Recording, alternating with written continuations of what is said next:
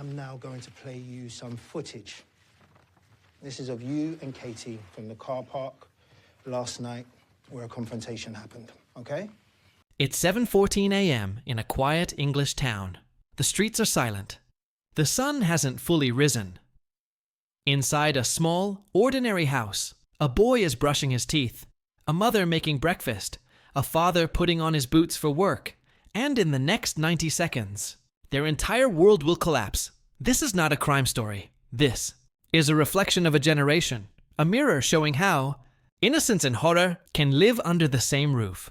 The first episode of Adolescence opens like real life. No music, no build-up, just reality. We meet the Miller family, Eddie.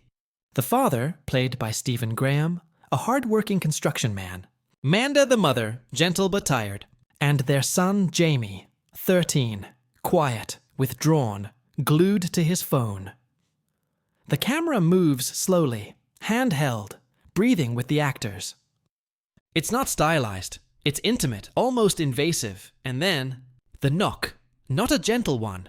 A violent bang. The next 2 minutes are a masterclass in tension. Armed police shouting orders. Eddie frozen in disbelief. Manda screaming Jamie's name. And Jamie, pale, motionless, unable to understand what's happening. The camera never cuts. The entire sequence is one continuous shot. You feel trapped in that house with them. The police pin Jamie down, handcuff him, and read out the charge. You are under arrest on suspicion of the murder of Katie Leonard. Katie, a name that hangs in the air. Nobody speaks. Eddie just keeps asking the same question. What are you talking about? He's just a kid. But the officers don't answer. They drag Jamie away, and the front door closes. What remains is silence, the kind that feels heavier than any sound. Eddie tries to call the police station, trying to understand why his son is being accused of something so horrific. Manda, meanwhile, breaks down, her body trembling, unable to process what she's seen. There's a moment when she picks up Jamie's school photo from the fridge. The frame is cracked. It happened when the police knocked it over during the raid. That broken glass becomes a silent metaphor for the entire family. In between these domestic fragments, we get flashes of the outside world, reporters circling, neighbors whispering, social media posts spreading rumors. The script is written with brutal realism. No dramatic speeches, no background music, just stillness and shame. Director Lewis Paxton uses the one-take format not as a gimmick, but as a prison. We can't escape the camera, and neither can the characters. The most haunting scene comes halfway through the episode. Jamie sits alone in the police interview room. His hands are shaking. His eyes dart between the detective and the mirror. The detective asks, Jamie, can you tell me what happened yesterday after school?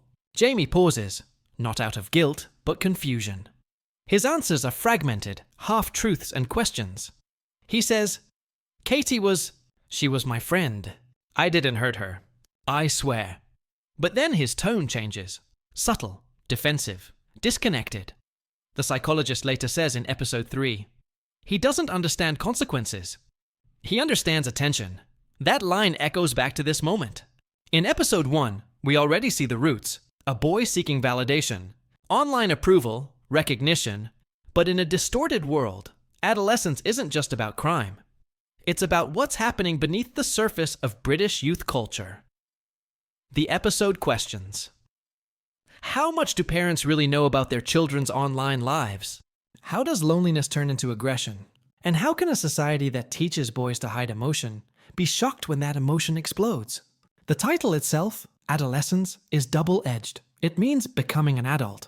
But here, it's also about the death of innocence. The cinematography reflects this.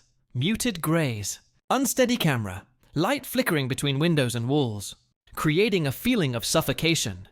Even silence is used as a weapon. There's no background score, only footsteps, whispers, and breathing.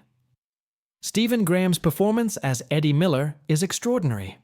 He isn't a hero or a villain. He's a man who believes the world is fair until it turns against him. In one quiet scene, Eddie tries to wash the blood off the kitchen floor, but it isn't blood. It's just mud from the officer's boots. Still, he scrubs for hours, as if trying to erase guilt that doesn't belong to him. Manda, the mother, spends the rest of the episode searching through Jamie's room, looking for anything that might explain what's going on. She finds nothing. No weapons. No diary. Nothing suspicious. Only ordinary things. Video games. Headphones. A half-eaten sandwich. The horror of adolescence is not in violence, it's in normality. The show reminds us that tragedy doesn't always come from monsters. Sometimes it comes from children who look just like yours. The episode ends with Jamie sitting in an interview room, his reflection visible in the one-way glass. Outside, his father watches through the glass, whispering his name. For a second, their eyes meet, a father and son divided by glass, law, and fear. The light flickers, and the screen cuts to black. There's no music, no credits, just the echo of silence, and the sound of your own heartbeat, adolescence. Episode 1 is one of the most haunting openings in recent British television. It doesn't just tell a story, it exposes a wound. The direction is fearless, the acting devastatingly human, and the writing disturbingly honest. This episode doesn't ask, who killed Katie Leonard? It asks something far darker. How did we create a world where this could happen? It's not entertainment, it's a warning, a mirror, a conversation we've all avoided for too long.